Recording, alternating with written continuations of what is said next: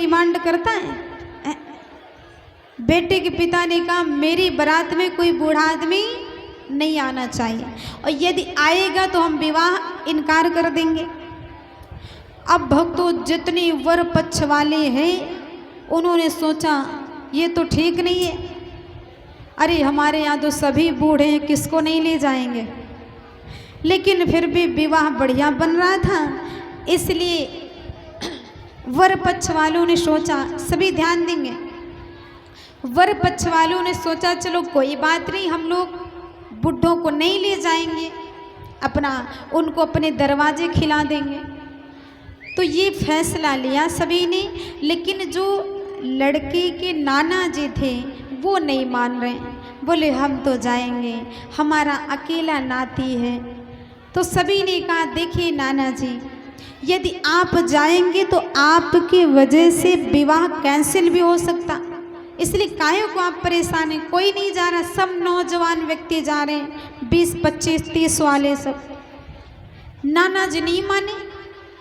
अच्छा देखिए, दो लोग जिद कर लेते हैं तो छोड़ते नहीं, एक बालक जिद कर ले तो वो प्राप्त करके ही रहता, एक वृद्ध लोग भी जिद कर ले तो जब तक वो प्राप्त नहीं होगा तब तक मानते नहीं, क्योंकि वृद्धावस्था बाल अवस्था एक समान है।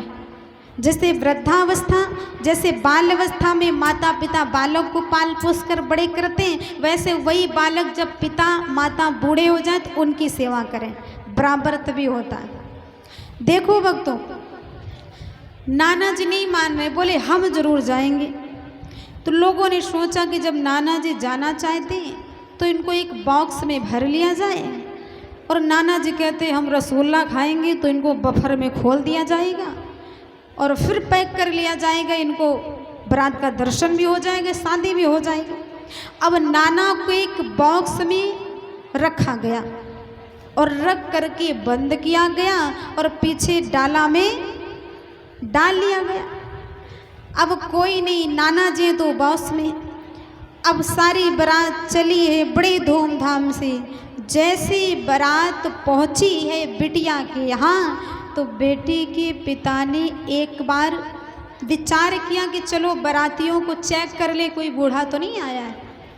बेटी के पिता गए बारात में, सभी को देखा, सभी नौजवान साथी, कोई वृद्धावस्था का नहीं था, कोई बूढ़ा नहीं। एक नाना जी थे वो भी बॉक्स में बंद हैं, वो दिखाई नहीं पड़ रहा। बेटे के पिता ने कहा बहुत बढ़िया है, अब विवाह होगा। बेटे के पिता ने सारे बारातियों से कहा देखो मेरे यहाँ का ये तो नियम है ही है कि कोई बूढ़ा नहीं आएगा, लेकिन एक दूसरा भी नियम है। सारे बारातियों ने कहा कौन सा नियम? बोले दूसरा नियम ये है कि मेरे गांव में एक नदी है, उस नदी में अथाह जल है, तो जितना जल है उतना दूध भरवाओ तो बेटी की विदाई होगी। अब भक्तों अथाह जल नदी में वो सब 20, 25, 30 वाले वो कह रहे अभी भरवाए दे रहे, कहते जवानी में जोश होता होश नहीं होता है। अब वो कह रहे अभी भरवा दे रहे, कोई डेयरी से दूध ला रहा, कोई भैंसे खोले ला रहा, कोई दूल्हा से ला रहा, सब के सब दूध ला रहे, भर रहे उसी नदी में। अब अथाह जल है, इतना दूध कहाँ से आएगा? सुबह से भरते भरते शाम हो गई पर दूध भर नहीं पाए, नहीं पाए, इनकार कर दिया। बेटे के पिता ने कहा अब विवाह नहीं होगा। क्यों? क्योंकि हमारी जो डिमांड थी वो आपने पूरी नहीं किया, दूध नहीं भरवा पाए, वापस चले जाओ, नहीं होगी शादी।